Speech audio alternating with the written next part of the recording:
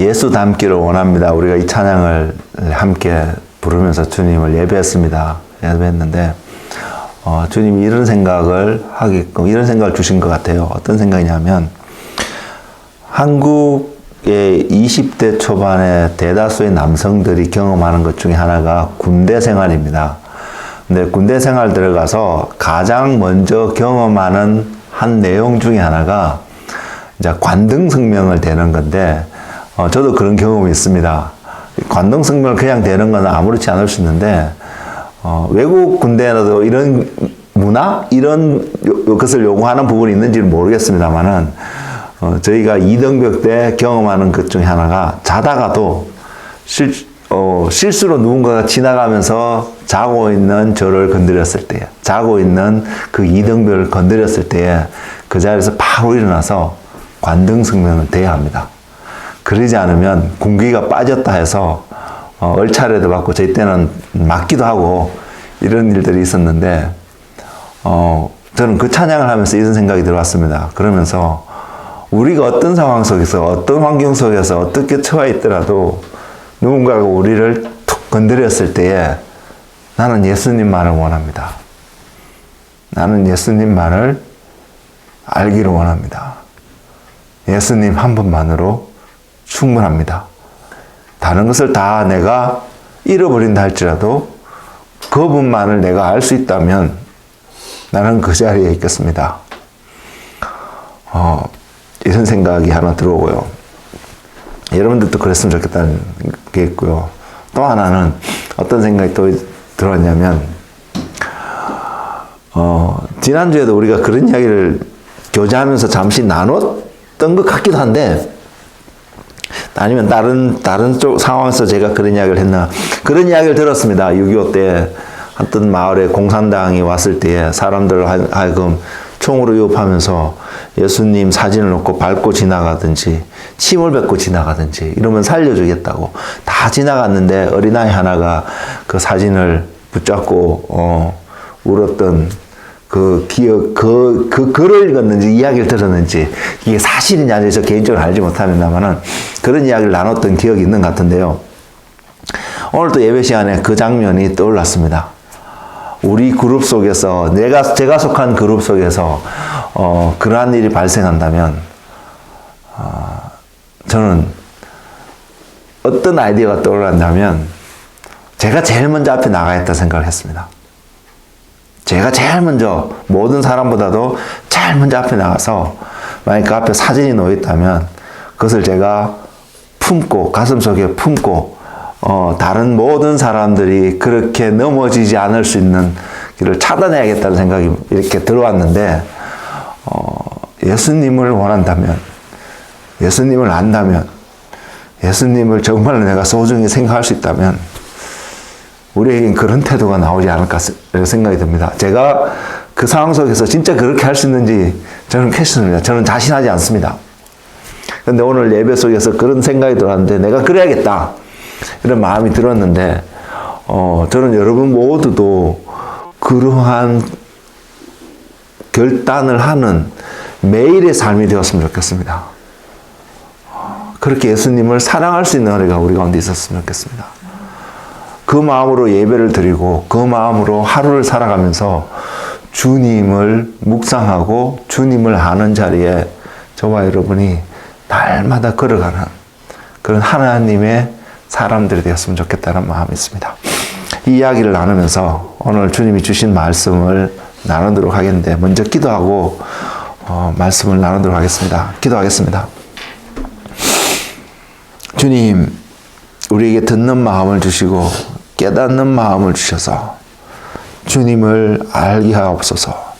주님을 깨닫게 하셔서 주님을 누구보다도 사랑할 수 있는 그러한 마음이 우리 가운데 넘치는 시간 되게 하옵소서. 주님의 음성을 듣기를 원합니다. 감사하고 예수님의 이름으로 기도드렸습니다.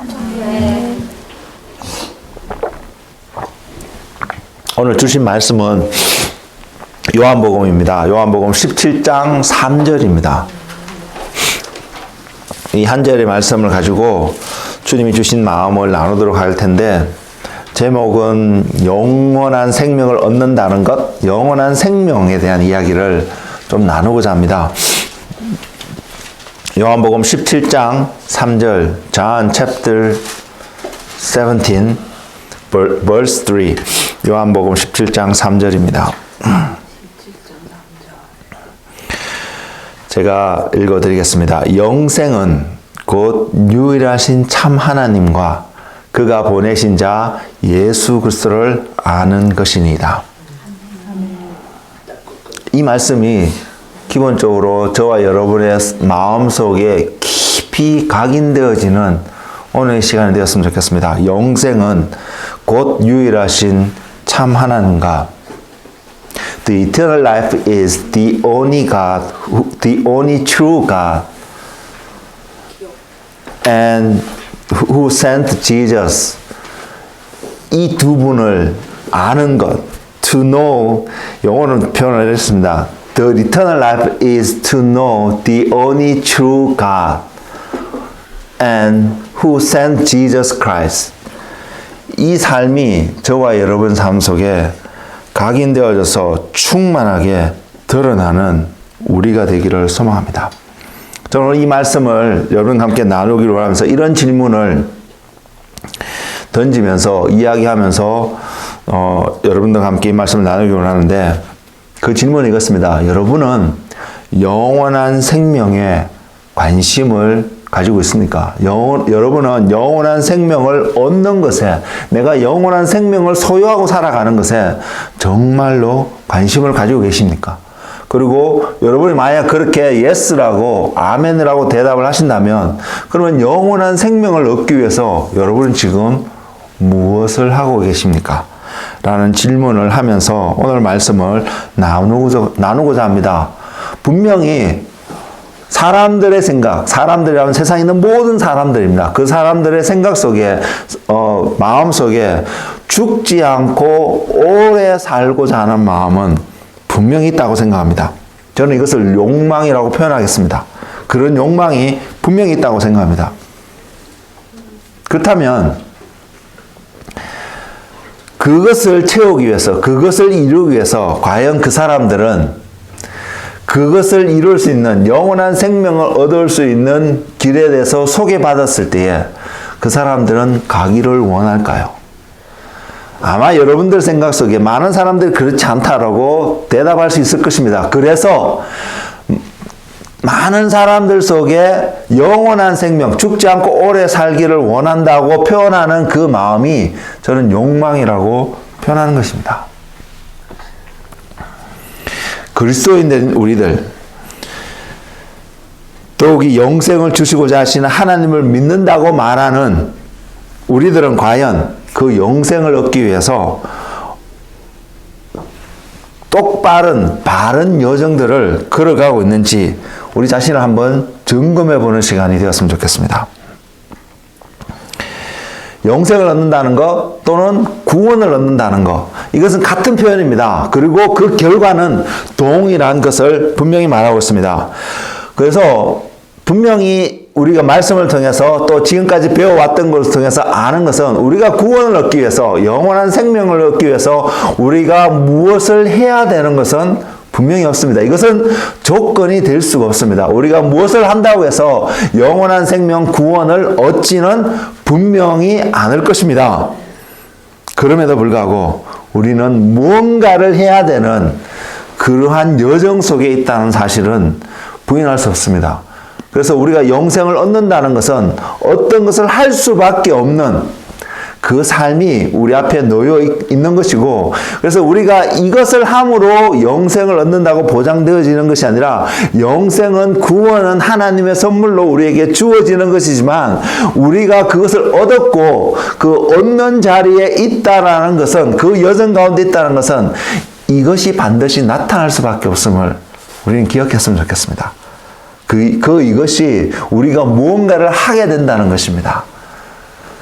그래서 어떤 의미에서는 그것이 열매일 수도 있는데, 이 뭔가를 하게 되는 이것이 없다라면 우리는 영생을 얻는 자리에 관심을 있을지는 모르겠지만 그러나 그것이 우리에게 욕망으로 있지 정말로 그것을 원하고 소망해서 그 자리에 가고자 하는 패션, 열정은 없지 않을까 생각을 해보게 됩니다.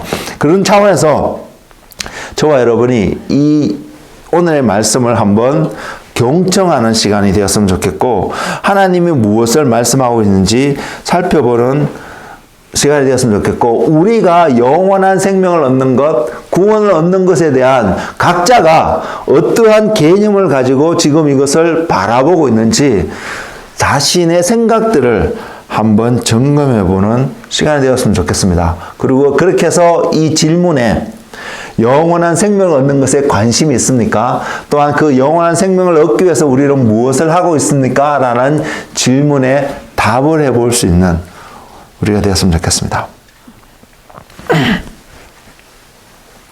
오늘 본문의 말씀을 통해서요, 우리가 반드시 내릴 수밖에 없는, 우리가 해야 되는 것 또는 우리 안에 드러나야 되는 열매적인 차원, 구원을 얻었다, 영생을 얻었다고 말했을 때 열매가 있다라고 표현할 수밖에 없는 중요한 한 가지 결론은 오늘 본문의 말씀처럼 영생을 얻기 위해서는 유일하신 참 하나님과 그가 보내신 예수 그리스도를 아는 것입니다. 내 삶 속에 하나님을 알지 못하고 예수님을 알지 못한다면 그 아는 것이 없다면 영생이 우리 것이 아니라는 사실입니다. 그리고 이 말씀은요, 믿음의 사람들이 전해준 이야기가 아닙니다.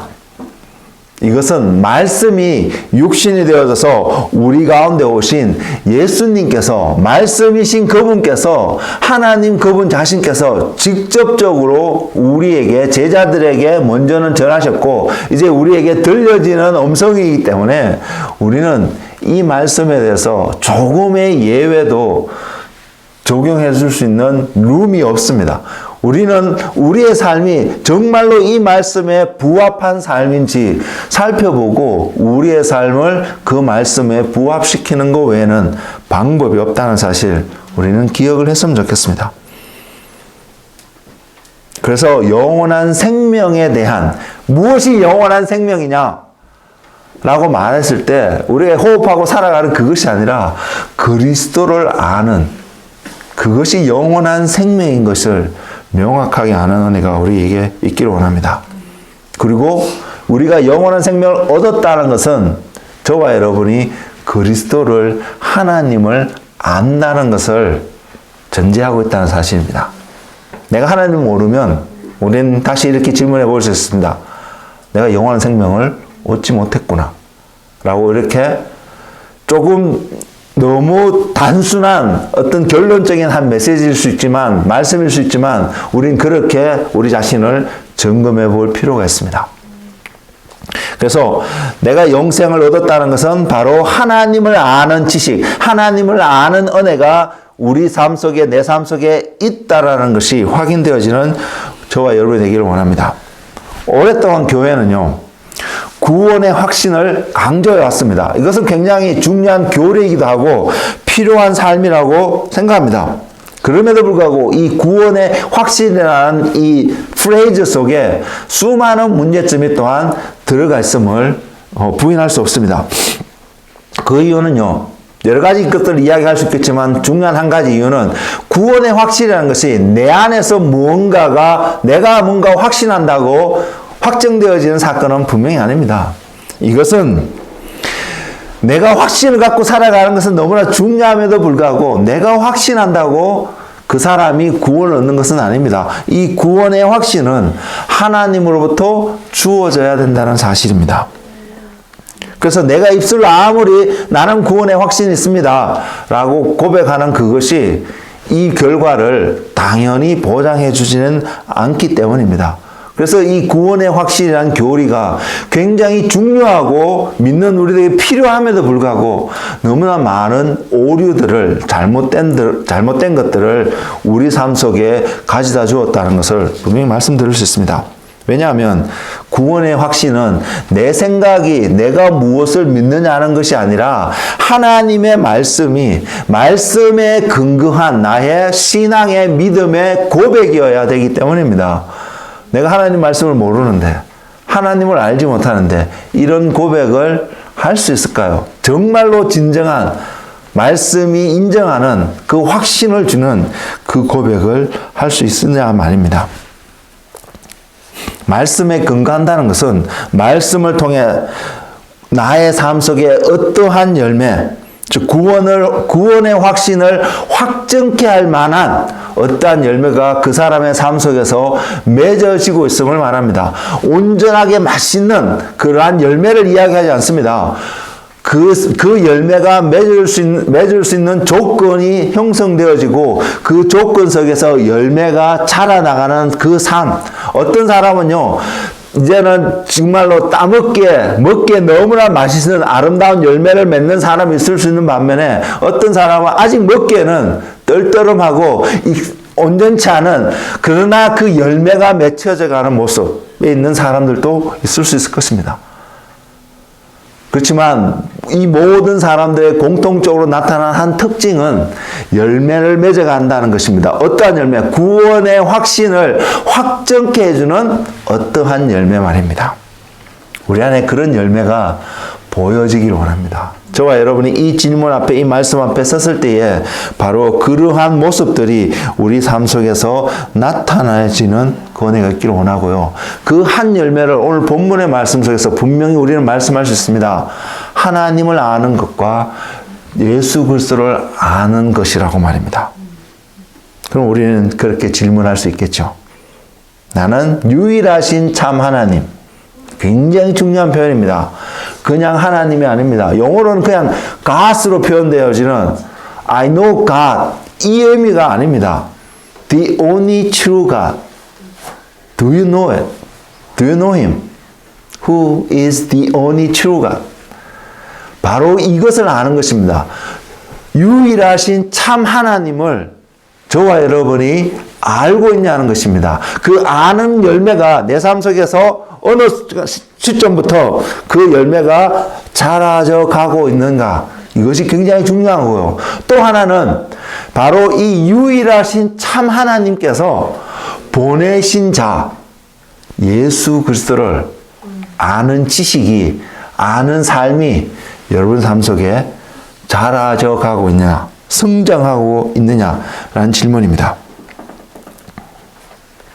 그래서 오늘날 교회에 있는 또한 우리들에게 요한복음 17장 3절의 말씀은 굉장한 의미를 이야기하고 있고 부여하고 있고 도전을 주고 있는 하나님의 말씀이 아닐까 생각을 해봅니다.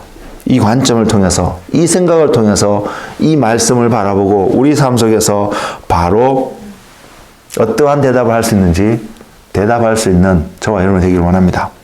저는 제가 처음부터 질문을 들었던 그 질문에 저의 대답을 간략하게 한번 해볼까 합니다. 그냥 죽지 않고 영원히 사는 어떤 삶, 저는 그 삶을 원하지 않습니다. 제가 이 질문을 하면서, 이 말씀을 준비하면서 곰곰이 생각해 보았습니다. 나는 영원한 생명을 얻기를 원할까? 영원한 삶을 살기를 원할까? 첫 번째 대답은 이것입니다. 저는 원하지 않습니다. 그냥 단순히 건강하게, 어렵지 않게, 풍족하게, 영원히 살아가는 어떠한 삶을 저는 원하지 않습니다. 근데 내가 영원한 삶을 원한다고 말한다면, 내가 그런 이유를 찾는다면 가장 먼저 제 삶 속에서 이것이 고백되어지기를 원합니다.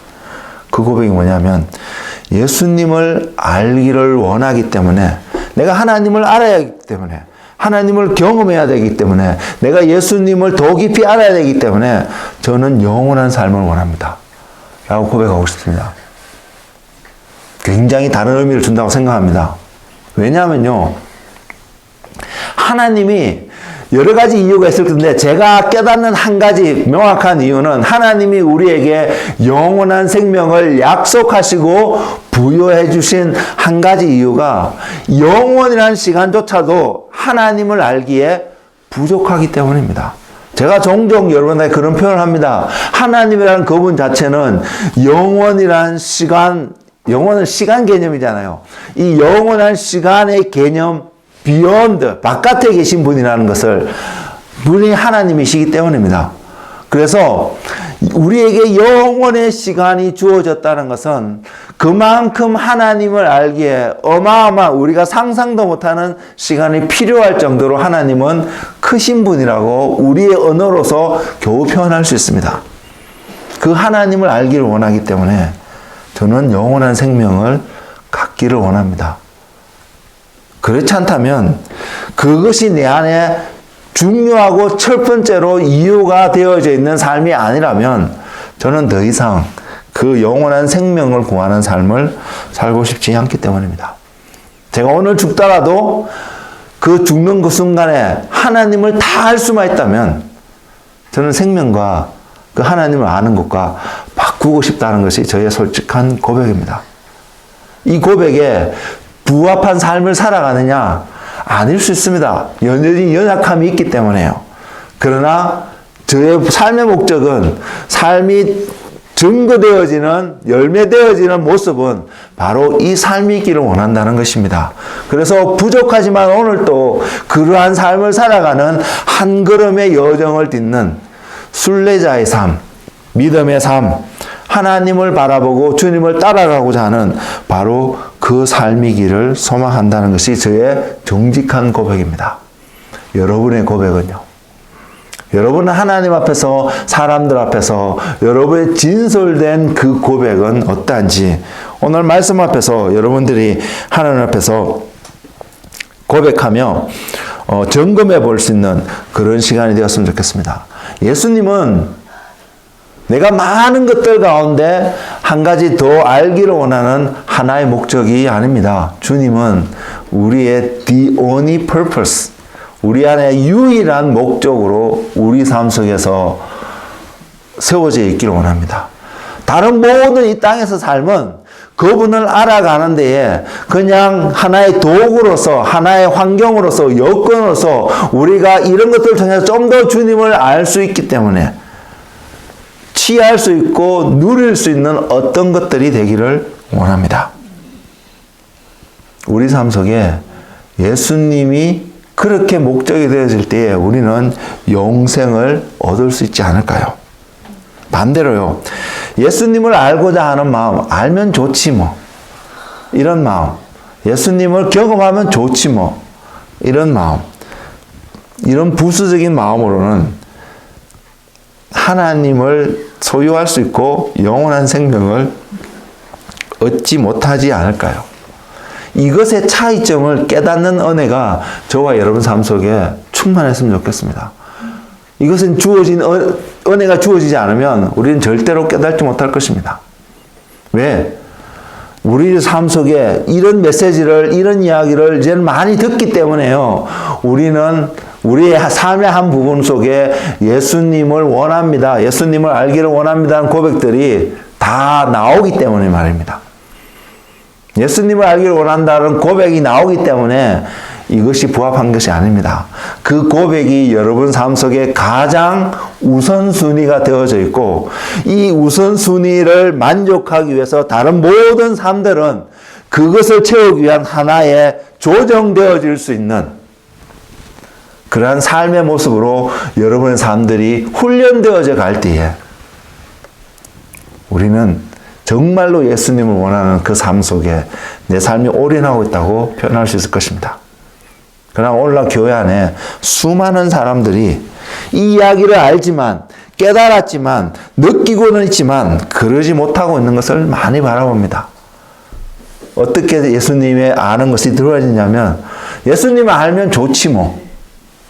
그렇지만 내가 이 땅에서 좀 더 여유롭고 풍요롭고 뭐 어떤 것을 즐기며 살아가고 싶은 마음들이 공전해 있고 어떤 사람은 더 이것이 더 우선순위 되어 있는 우선시되어 있는 삶이 분명히 있습니다. 교회 안에 그런 사람들은 그것이 바뀌어지지 않는 이상은 그들의 삶이 주님 앞에 섰을 때 합당치 않음을 분명히 보게 될 것입니다. 성경에서 이러한 사람들을 종종 발견하게 됩니다. 그 대표적인 사람들이 이스라엘 백성들의 삶이었습니다.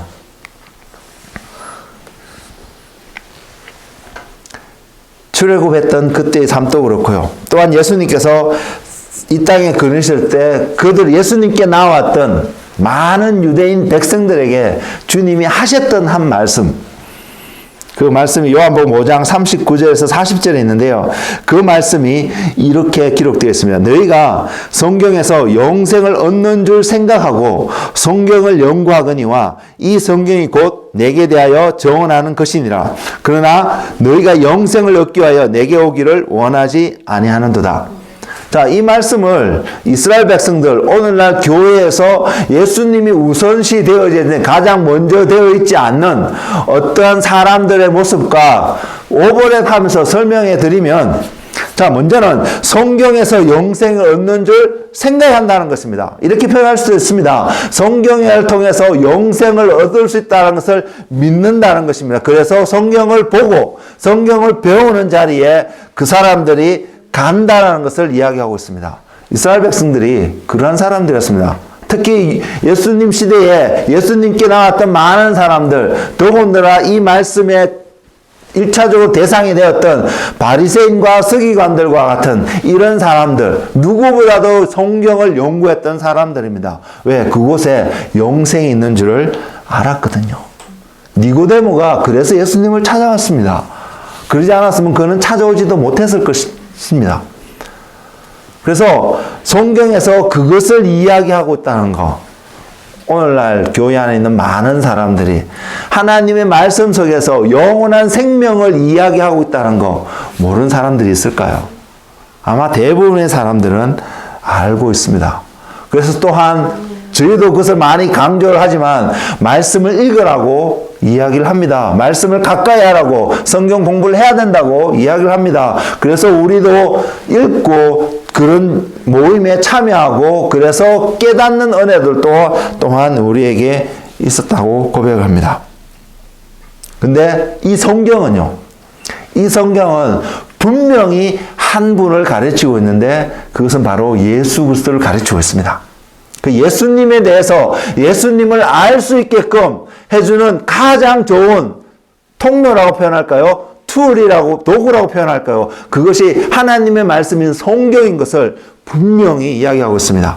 그래서 저와 여러분이 하나님을 알고자 한다면, 예수님을 알고자 한다면 여러 가지 많은 방법들 가운데 성경을, 하나님 말씀을 가까이 하는 태도를 삶 속에서 나타낼 수밖에 없습니다. 주님을 알기 위해서는 이것은 굉장히 효과적이고 중요한 방법인 것이 분명합니다. 근데 주님이 당시의 유대인들, 이스라엘 백성들에게 하셨던 한 말씀이 여기서 끝나지 않습니다. 성경은 주님에 대해서 증거한다고 하고 있는데 주님이 또한 말씀하시기를 그러나 너희가 영생을 얻기 위하여 내게 오기를 원하지 아니하는도다. 이 말씀을 이렇게 적용해 볼 수 있습니다. 내가 예수님을 아는 것은 좋습니다. 그러나 세상의 다른 것들도 내가 누리기를 원합니다. 즐기기를 원합니다. 가지기를 원합니다. 세상의 어떤 것들 또한 가지는 것을 소망하고 있는 마음을 같이 포함하고 있습니다. 아니라는 것입니다. 두 주인을 함께 섬길 수 없다는 것을 이 말씀도 동일하게 표현하고 있습니다. 저와 여러분이 점검해야 되는 것은 내가 지금 두 주인을 섬기는 삶을 살아가고 있지 않느냐는 것입니다. 이것을 볼 수 있느냐는 것이죠. 우리는 다른 사람들이 이 사람의 삶을 보면서 이 사람은 두 주인을 섬기는 삶이야 라고 말할 수 있을 수 있습니다. 그러나 동일한 기준으로 나를 보면서, 자신을 보면서 내가 그러한 삶을 살아가고 있지 않는지 확인할 수 있을까요? 점검되어질 수 있을까요? 그 은혜를 구합니다. 그럴 수 있기를 원합니다. 옆에 있는 어떤 사람이 두 주인을 섬기는지 아닌지를 분별할 수 있는 그 삶이 아니라 내가 지금 두 주인을 섬기고 있는지 아닌지를 분별할 수 있는 그 삶이 내 삶 속에서 오늘 나타나기를 원합니다.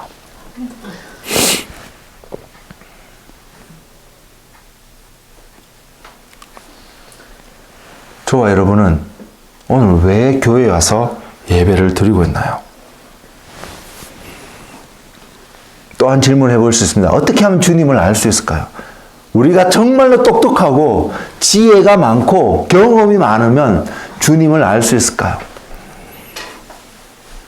아니면 반대로 성경을 어떻게 보면 이 지혜롭고 현명한 이런 사람들에게 하나님은 하나님의 것들을 감추셨다고 분명히 표현하고 있기 때문에, 그리고 어리석고 어린아이에게 하나님의 것을 드러냈다고 표현하고 있기 때문에 우리는 또한 단순하게 이렇게 생각해 볼 수 있습니다. 아, 그러면 지혜로운 자의 모습이 아니라 어린아이와 같이 어떤 의미에서는 어리석은 자의 모습을 가지고 있으면 하나님을 알 수 있을까? 그래서 세상의 지혜를 배우는 것을 던져버리는 것이 하나님을 아는 것일까? 그렇게 생각하면 또한 잘못된 오류 가운데 빠질 수 있습니다. 저는 그렇게 생각하는 사람들이 주님을 더 안다고 분명히 말할 수 없습니다. 전혀 그렇지 않다고 생각합니다. 어떤 것도 주님을 아는 하나의 통로나 기준이 될 수 없음을 우리는 깨달아야 합니다. 그 말은 우리의 어떠함, 내가 똑똑하고 누구보다도 IQ가 높고 지성이 높고 감성이 높기 때문에 주님을 아는 것도 아니고요. 반대로 내가 어떤 사람보다도 그러지 못하기 때문에 주님을 알 수 있는, 결국은 나의 어떠함이 주님을 아는 것을 확정시켜주지 않는다는 사실을 우리는 깨달아야 합니다. 그렇다면 우리는 우리 자신을 보지 않겠지요. 그러나 주님은 또한 말씀하시기를 천국은 이런 어린아이들과 같은 자만이 들어갈 수 있다고 말했는데, 그 어린아이들의 모습 속에서 한 가지 발견할 수 있는 한 특징은 듣는 마음이 아닐까 생각해 봅니다. 모든 어린아이들이, 오늘을 사는 모든 어린아이들이 이런 마음이 있다라고 말씀드리는 것은 아닙니다. 그러나 어린아이라고 하는 그 단어 속에서 우리에게 던져주는 한 의미가 들을 수 있는 마음, 듣는 자의 자세를 가지고 있는 하나의 태도라고 생각합니다. 그러면 우리는 우리 자신을 그 기준을 갖고 살펴봐야 합니다. 나는 듣는 마음이 있는가? 들을 수 있는 귀가 있는가? 분명한 것은 이 귀가 있을 때에 천국에 들어갈 수 있는 가능성이 높은 것은 분명한 사실입니다. 그리고 이것은 다른 말로 겸손함이라고 분명히 표현할 수 있을 것입니다. 그래서 겸손하지 않으면 천국에 들어가기가 굉장히 어렵다는 사실을 우리는 말씀을 통해서도 확인할 수 있습니다. 그래서 겸손하는 한 사람 한 사람이 되기를 원합니다. 그리고 이런 은혜가 우리 삶 속에 있기를 분명히 원합니다. 그래서 저와 여러분이 하나님 앞에서 기도할 때예요. 무엇을 기도하시든 가장 먼저, 가장 우선시되어서 여러분의 많은 시간을 들여서 기도하는 기도의 한 내용이 하나님, 나에게 듣는 마음, 깨닫는 마음, 듣는 귀와 깨닫는 마음을 달라고 기도하는 한 사람 한 사람이 되기를 원합니다. 이것은 나의 어떠함이 아니거든요. 내 안에 있는 어떤 것이 그 마음을, 그 능력을 갖고 있게끔 해주지 않거든요. 이것은 하나님으로부터 주어져야 되는 하나님의 은혜이거든요. 그래서 은혜를 구한다면 여러분 삶 속에 항상 이것을 먼저 구할 수 있는 그런 은혜가 여러분 가운데 있기를 원합니다. 그럴 때 우리는 예수님을 아는, 하나님을 아는 자리에 한 발 스텝 포워드 할 수 있습니다. 그리고 이 말은요, 나의 어떠함이 아니라 하나님이 주셔야 된다는 이 말은 결국은 어떤 표현이냐면 육적인 것이 아니라 영적인 것이라는 사실입니다. 영에 속한 어떤 표현이고 영에 속한 어떤 액티비티라고 말씀할 수 있기 때문입니다. 그래서 사도 바울이 에베소에 있는 교인들에게도 이것을 전할 때에 했던 표현, 그래서 그 교회에 전해진 메시지를 통해서 오늘날 우리에게도 전달되어진 한 메시지가 이것입니다. 에베소서 1장 17절에 있는 우리 주 예수 그리스도의 하나님 영광의 아버지께서 지혜와 계시의 영을 너희에게 주사 하나님을 알게 하시고, 그래서 우리는 그것을 기도해야 합니다. 이것이 바로 듣는 마음의 한 모습입니다. 우리가 듣는 마음, 들을 수 있는 귀가 있을 때에 하나님의 지혜와 계시의 영이 우리에게 부어졌을 때에 가능한 일입니다. 그러지 않으면 하나님을 아는 것이, 주님을 아는 것이 불가능하다고 말씀드릴 수 있습니다. 그것이 가능할 수 있는 것은 하늘로부터는 은혜이고, 이것이 영적인 일이 아니면, 이것이 하나님의 은혜가 아니면 우리가 알 수 없다는 것이 여러분 삶 속에 명확히 새겨지는 오늘의 시간이 되기로 합니다. 이것은요, 지혜와 계시의 영이 임했다고 표현하고, 그래서 하나님을 알게 됐다고 표현한 이것은 하나님을 경험하는 데서 나오는 것이 아닙니다. 다시 말씀드려서 단순히 하나님을 경험하고 했다고 해서 그 사람이 하나님을 아는 것이 아닙니다. 출애굽한 이스라엘 백성들은 어느 시대의 어떠한 민족들보다도 더 깊은 하나님을 경험한 사람들입니다.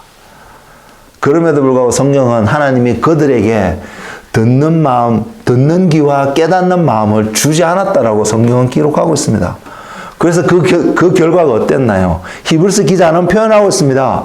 대다수의 많은 광야에 있었던 이스라엘 백성들이 하나님이 기뻐하지 않으므로 안식에 들어가지 못했다라고 기록하고 있습니다. 잘 보십시오. 잘 이해하십시오. 내가 하나님을 어떤 순간 경험했다고 했다서 내가 하나님을 아는 결과가 반드시 도래하지 않는다는 사실 말입니다. 그러나 하나님을 알게 되면 하나님을 경험하게 될 것입니다. 제가 지난번에 다른 표현으로 이거와 똑같은 표현입니다. 선한 것이 하나님의 뜻, 하나님이 기뻐하시는 어떤 것이 아니라, 옳은 것이 아니라 하나님의 것이 선한 것이라는 사실요. 같은 차원의 이야기입니다. 우린 이것을 이해하는 마음, 깨닫는 마음이 있어야 합니다. 하나님을 경험하는 것, 기적을 경험하는 것, 너무나 놀라운 일입니다. 그래서 우리 모두가 그것을 매일의 삶 속에서 경험했으면 좋겠다는 마음이 분명히 있습니다. 그러나 성경에 나타난 이스라엘 백성들, 그 민족들의 모습을 통해서 그 하나님의 기적을 경험했다고 해서 그들이 하나님을 아는 민족은 아니라는 사실입니다. 그러나 하나님을 아는 사람들은 하나님을 경험하는 삶을 날마다 살아갈 수밖에 없다는 사실, 우리는 기억했으면 좋겠고, 이 은혜가 저와 여러분의 삶 속에 넘쳤으면 좋겠습니다. 하나님을 아는 것, 주님을 아는 것, 주님 앞에 나아가는 것이 이렇게 중요한 것입니다. 순종하고자 하는 마음은 분명 듣는 마음을 가진 자에서 나오는 매우 중요한 특징입니다. 그리고요, 그러나 내가 순종하겠다는 마음을 품었다고 해서 그 사람이 항상 순종하는 것은 아닙니다. 품지 않으면 순종을 할 수도 없겠지만, 그러나 품었다고 해서 내가 그 생각을 갖고 있다고 해서, 제가 오늘 말씀을 시작하면서 제가 만약 그런 상황 속에서 예수님을 부인해야지 생명을 얻을 수 있다고 말하는 상황 속에서 나는 예수님을 부인하지 않는 삶을 살겠다 고백한다고 해서, 이야기한다고 해서 제 삶이 바로 그러한 자에 있다는 것은 아니라는 것입니다.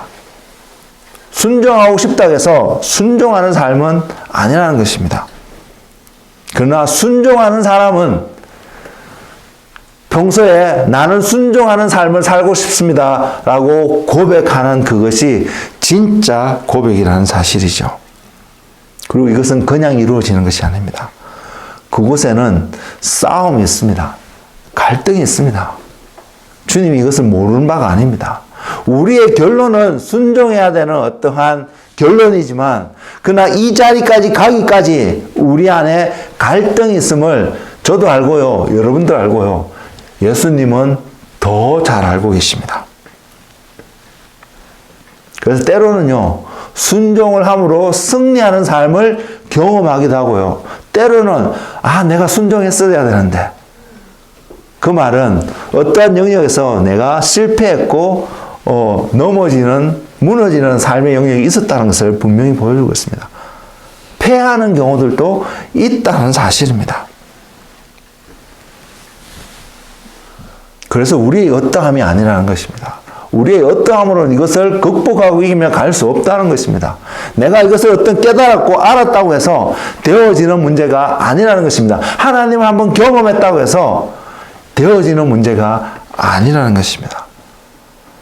우리가 날마다 밥을 먹지 않으면, 양식을 먹지 않으면 배고파서 살아갈 수 없는 것처럼 날마다 하나님을 아는 자리에 우리가 나아가지 않으면 그분을 구하고 그분을 아는, 그래서 그분을 경험할 수밖에 없는 자리에 우리가 날마다 나아가지 않으면 우리는 넘어질 수밖에 없는 것이 우리의 존재라는 것입니다.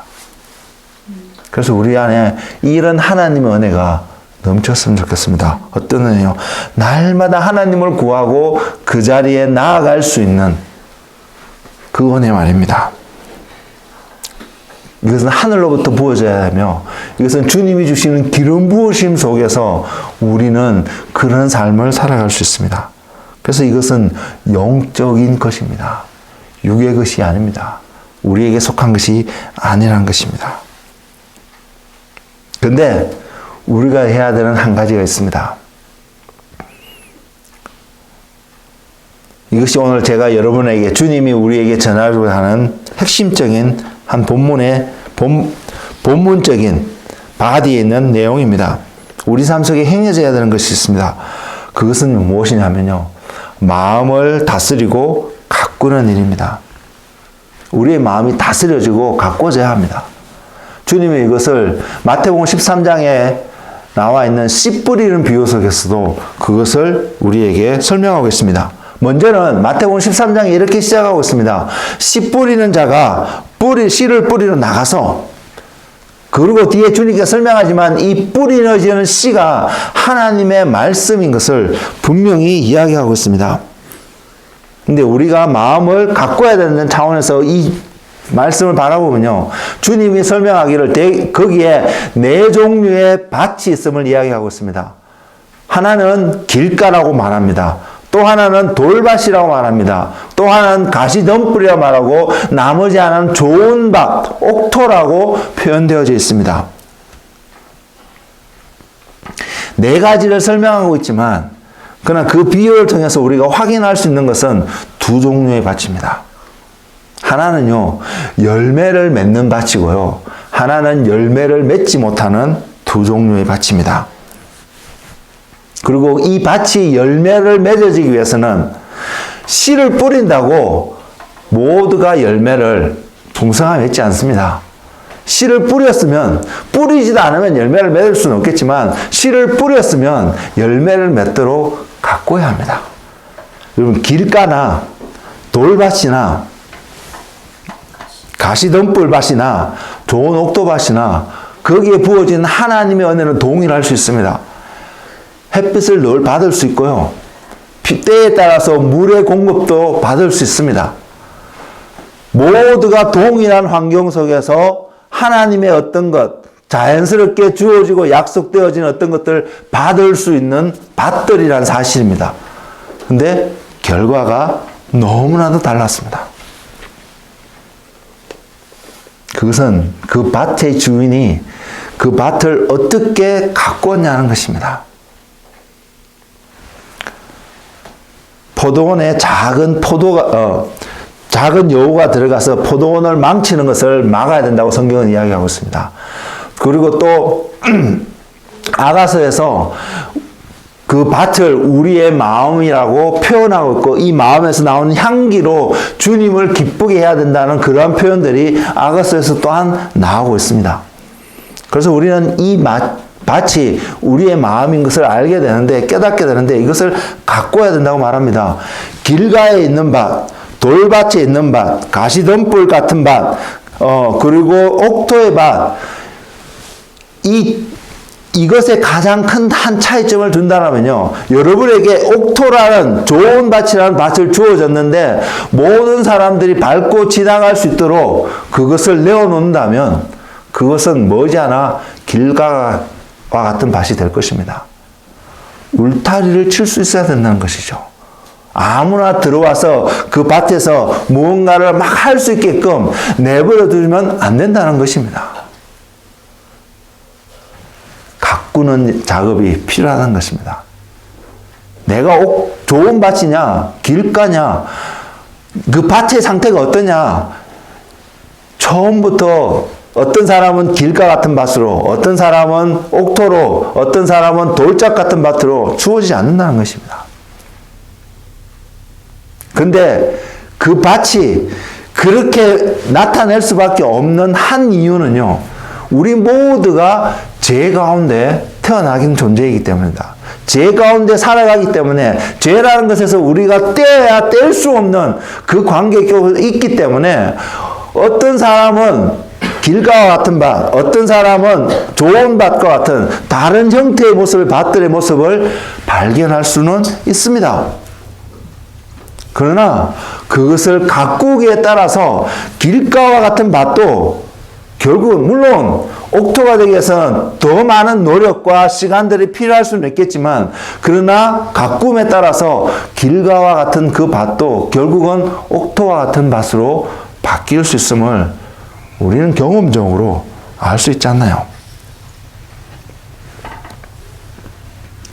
우리의 마음을 가꾸어야 된 한 중요한 이유는요, 조금 전에도 말씀드렸듯이 우리는 죄 가운데서 태어나기 때문입니다. 아담이 범죄하여서 더 이상 에덴 동산에 살아갈 수 없을 때에 하나님은 그에게 에덴 동산에서 쫓아내시면서 하신 말씀이 있습니다. 땅을 갈아야 된다고. 땅을 컬티베이트 해야 된다고 분명히 말하고 있습니다. 그것을 하지 않으면 땅의 소산을 먹을 수 없다라고 이야기하고 있습니다. 이게 죄의 결과입니다. 첫째는 아담이 그 육신의 생명을 영유하기 위해서 그 땅을 가꾸어서 먹는다는 것입니다. 여기에는 약간 조금 벗어난 한 이야기를 드리면 이 땅을 가꾸어서 먹는다는 것은 노아 홍수 이전까지 세상은 육식을 먹지 않았다는 것입니다. 어떠한 동물도 고기를 먹은 상태가 아니라는 사실입니다.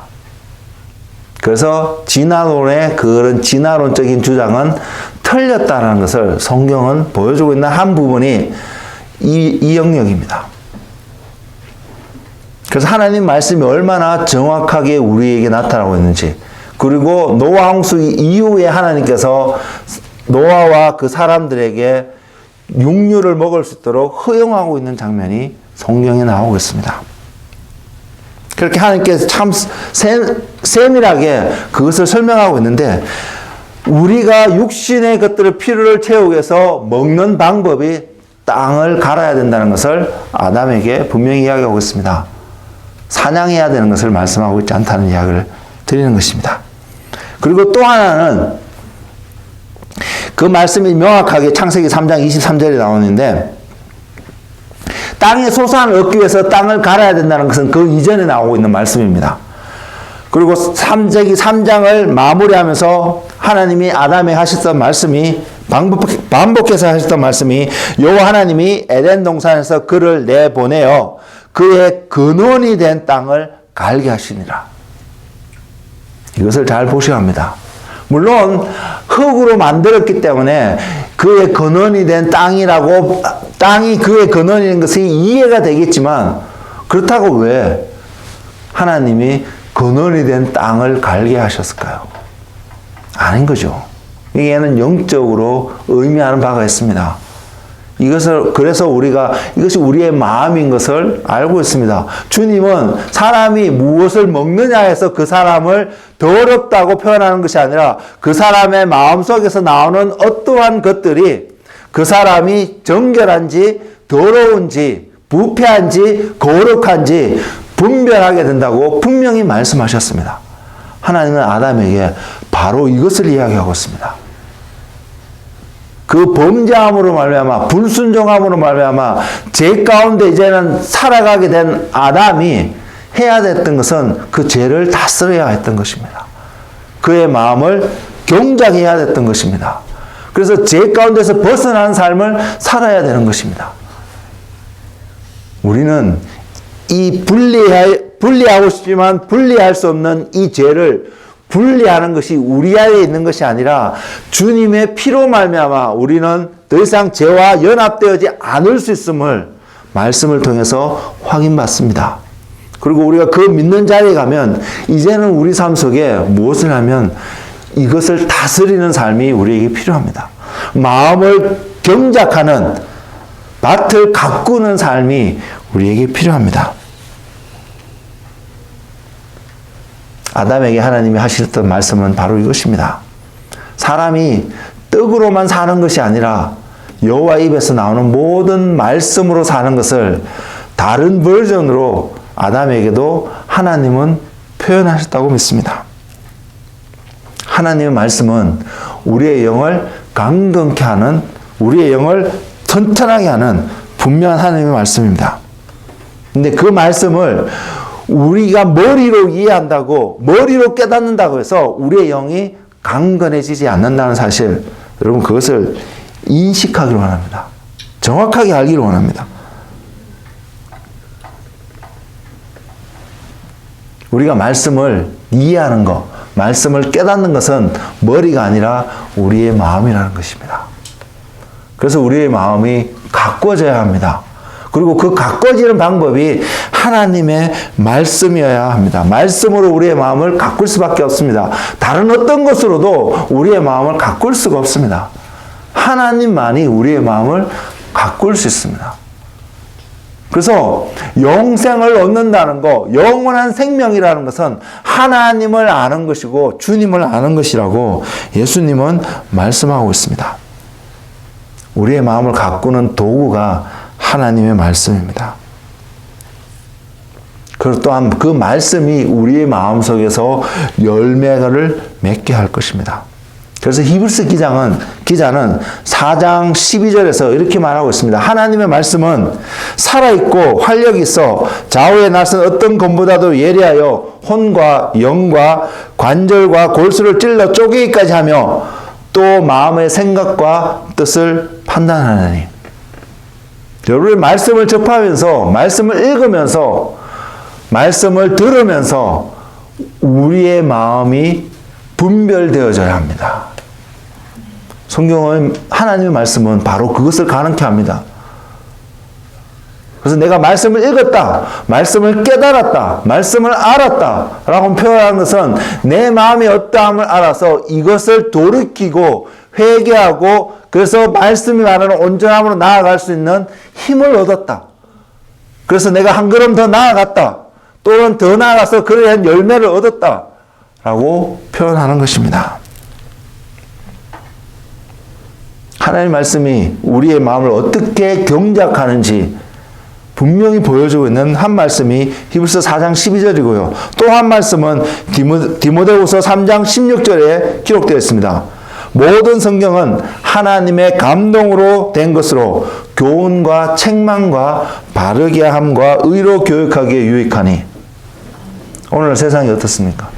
세상은 하나님의 말씀인 성경으로 우리의 다음 세대들을 교육하고 가르치는데 관심이 없습니다. 우리는 어떨까요? 여기에는 굉장한 도전이 있습니다.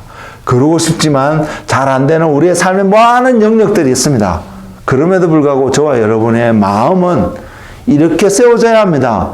하나님의 말씀으로 나도 가르치고 가꾸고 하나님의 말씀으로 우리의 다음 세대들도 가르쳐야 된다는 사실 말입니다. 성경은 분명히 이야기하고 있습니다. 교훈과 책망과 바르게 함과 의로 교육하기에 유익하다고 말합니다. 말씀을 읽으면서 들으면서 묵상하면서 우리는 나의 마음을 경작할 수 있어야 합니다. 가꿀 수 있어야 합니다. 이럴 때 우리는 하나님을 아는 자리에 그가 보내신 예수님을 알고 그분과 동행하는 자리에 우리는 가고 있다라고 완전히 이루었다는 것은 분명히 아닙니다. 아무도 이 땅에서 그 삶을 살아가지는 못할 것입니다. 천국에 가서도 마찬가지입니다. 왜? 우리는 영원의 시간 동안 여전히 주님을 알아가는 삶을 분명히 살아가게 될 테니까요. 거기에는 완전함이 존재하지는 않을 것입니다. 네, 완전함이 있습니다. 그것을 향해서 끊임없이 우리는 주님과 함께 살아가는 시간들을 분명히 보내게 될 것입니다. 우리가 천국 가고 싶은 것은 바로 이 삶을, 천국에서 이 삶은 누구에게도 방해받지 않을 것입니다. 주님이 보여주신 한 가지가, 제가 완전하다는 것이 우리의 삶 속에서 드러나는 완벽한 한 모습이지만, 그 표현을 쓰자면 주님이 보여주신 한 부분이 천국에서 경험하게 될 때에, 알게 될 때에 어떻게든 완전함으로 들어오게 될 것입니다. 방해받지 않고 그 온전함을 느끼고 경험하고 아는 은혜가 우리 삶 속에서 분명히 일어날 것입니다. 그래서 우리는 천국 가기를 원합니다. 그래서 저는 천국을 소망합니다. 왜? 이 땅에서 많은 장애물 속에서 barely 하나님을 아는 것이 아니라 fully 하나님을 알 수 있는 기회가 그 나라 속에서 반드시 이루어질 것을 알기 때문입니다.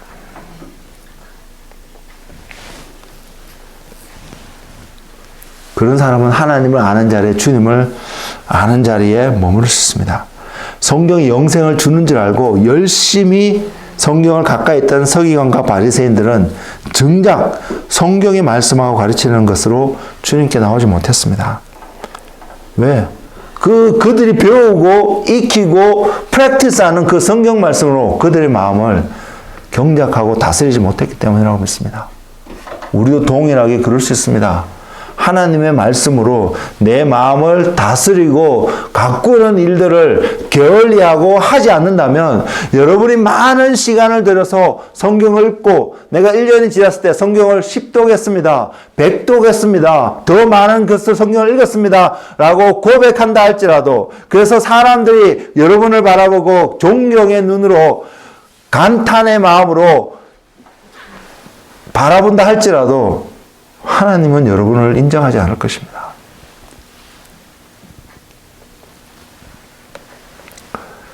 주어진 하나님의 말씀으로 우리의 마음을 가꾸지 않는다면 우리는 성경이 이야기하는 하나님이 인정하시는 바로 그 열매를 온전히 맺을 수 없습니다.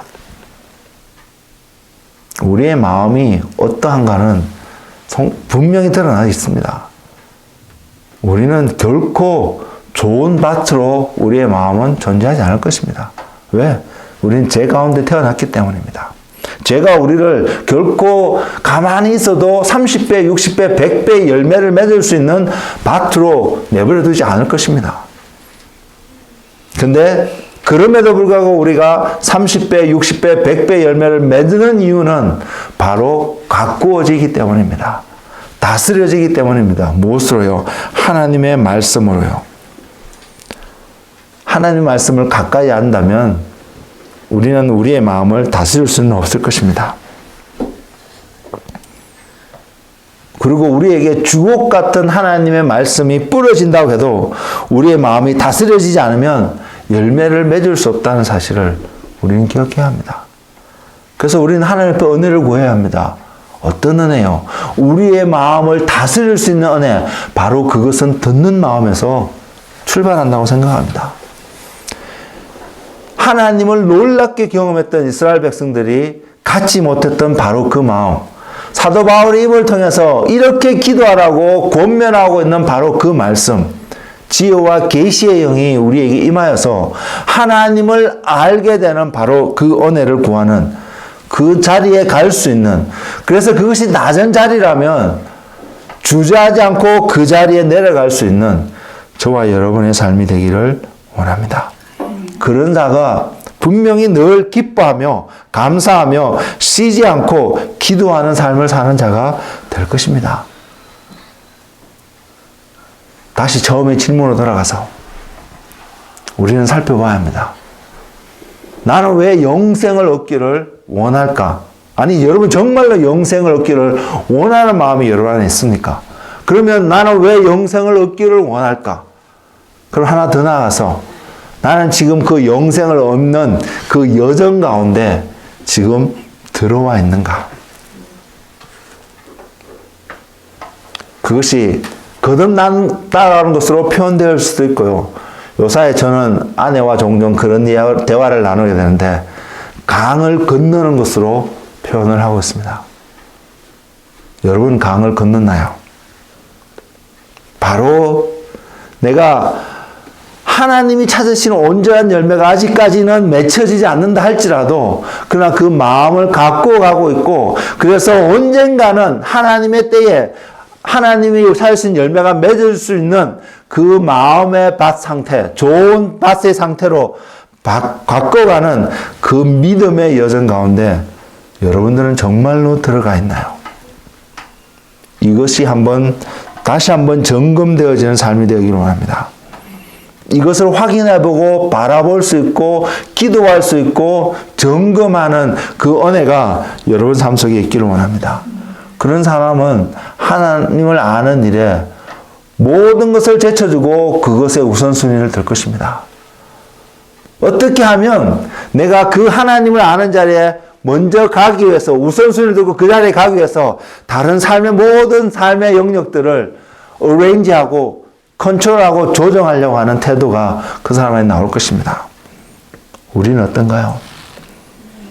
믿음의 삶을 살기를 원하고 믿음 가운데 있다고 내가 구원의 확신이 있다라고 고백하고 있는 우리의 삶 속에서 내 삶의 모든 영역 속에서 하나님을 얻고 하나님을 아는 그 자리에 가기 위해서 모든 삶이 그것을 스포트하는 쪽으로 내 삶을, 내 생각을 맞춰가고 있고 바꿔가고 있으신가요? 분명히 말씀드릴 수 있습니다. 하나님을 아는 자, 하나님을 알아가는 삶을 살아가는 바로 그 사람은 영원한 생명을 소유하게 될 것을 말입니다. 이것이 우리의 삶이 되기를 원합니다. 이것이 주님을 얻는 삶이 아닐까요? 우리의 마음속에 그래서 예수님을 온전히 모시고 살아가는 하나님의 자녀가 되기를 원합니다. 우리 마음속에 이러한 갈망이 충만해지는 오늘의 시간이 되기를 원합니다. 기도하겠습니다.